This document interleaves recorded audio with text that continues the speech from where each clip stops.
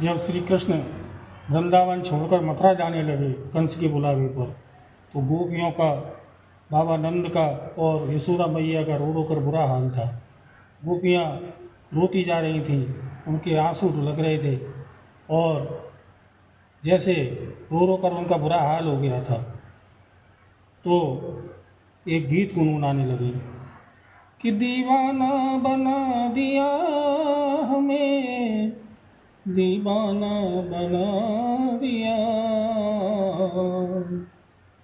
दीवाना बना दिया हमें, दीवाना बना दिया। प्यारे तेरी यारी ने मस्ताना बना दिया,